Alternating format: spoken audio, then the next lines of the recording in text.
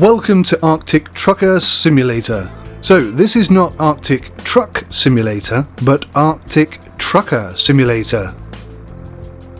It is a PC game released on Steam in early October 2016 by the development team United Independent Entertainment GmbH and is endorsed by Alex Debogorski, or as he shall be known from here on, Alex Debogorski. United Independent Entertainment GmbH are no stranger to simulation games and have released a plethora of similar named titles such as Highland Warriors and Safety Driving Car and Motorbike, respectively. All previous attempts have been met with mixed reviews at best.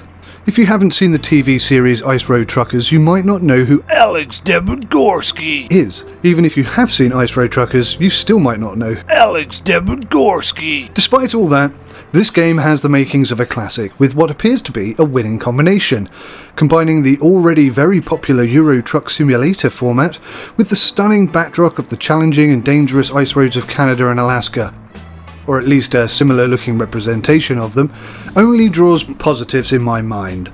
The game boasts the following features: 5 trucks with varying power and traction, career mode with a points multiplier, improve, service and change the look of your truck, dynamic weather system and numerous settings, supports steering wheels and gamepads. So let's jump into the cab and hit the ice road.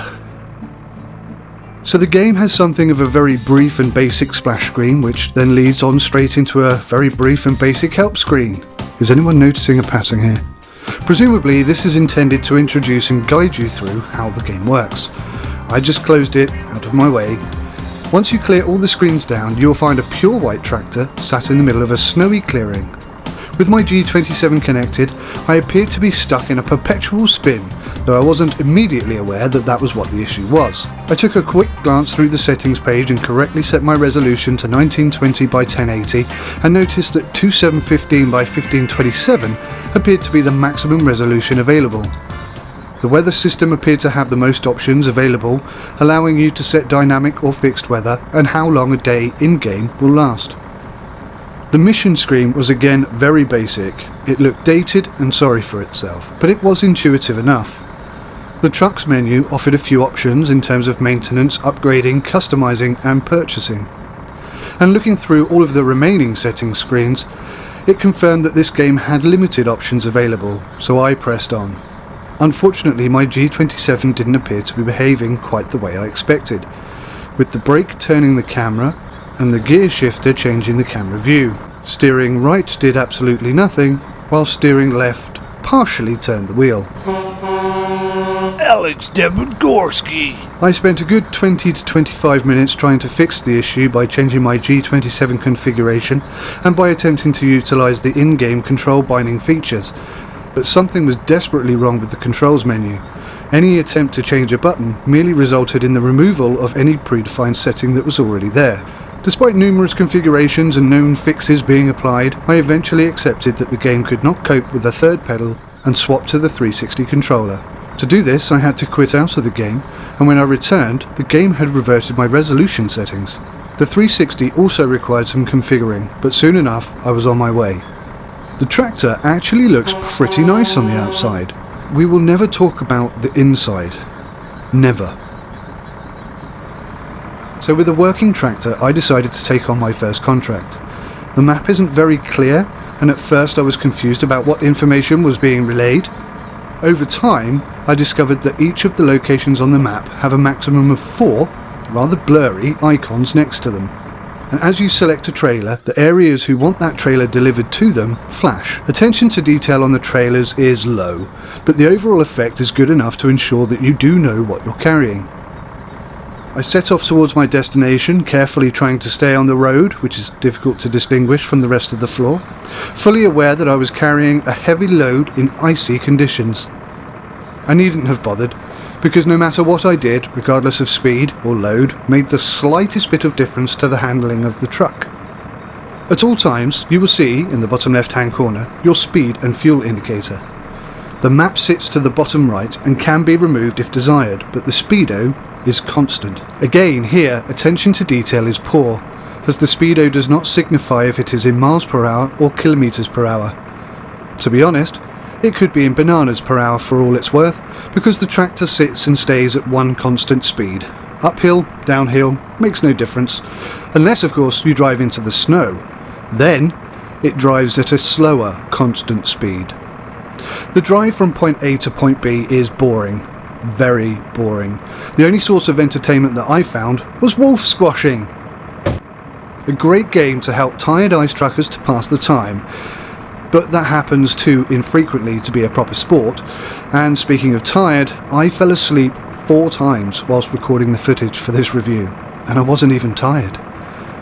I think what caused this was the combination of the in-game stereo music provided and the endless grind from point A to B, only to then have to return to the start point without a trailer before you can then continue on to your next job.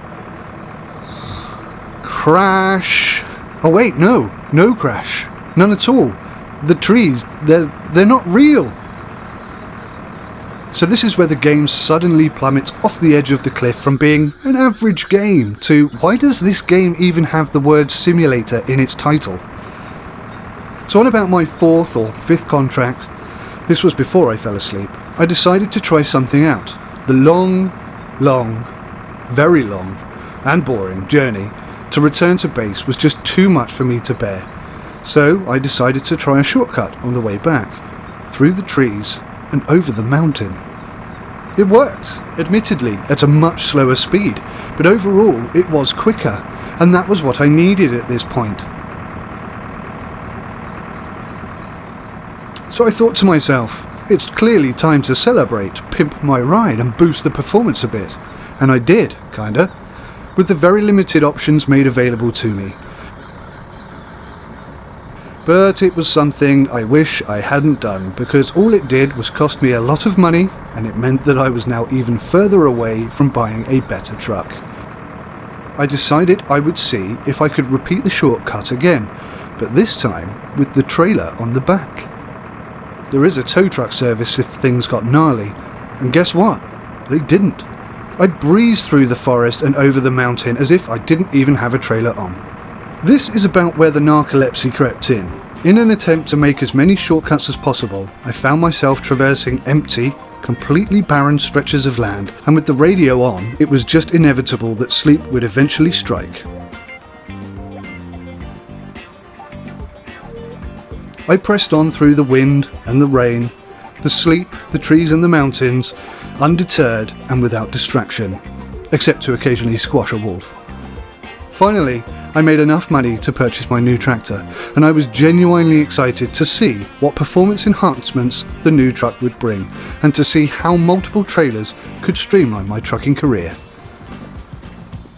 Once a truck is purchased, it becomes available within the mission screen. Each new truck upgrade enables an additional trailer to be attached to your first. The shipments are identical, but delivering 2 items instead of 1 has obvious financial benefits. There are some additional serious drawbacks, however. For one, fuel economy is reduced.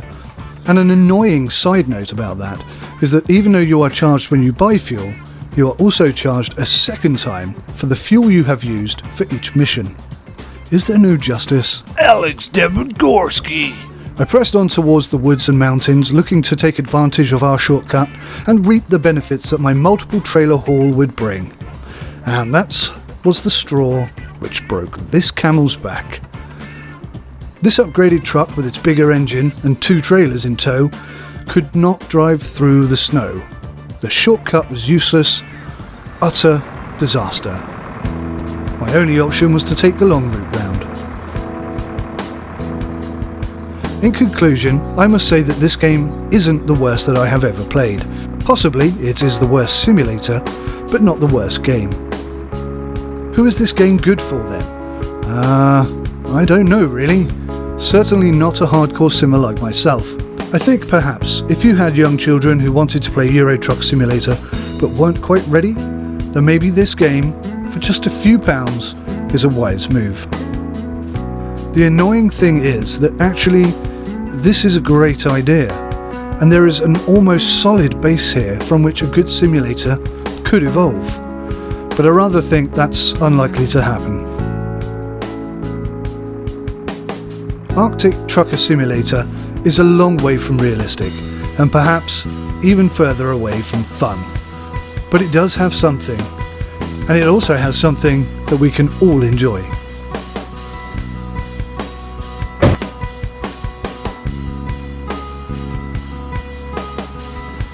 Thank you for watching.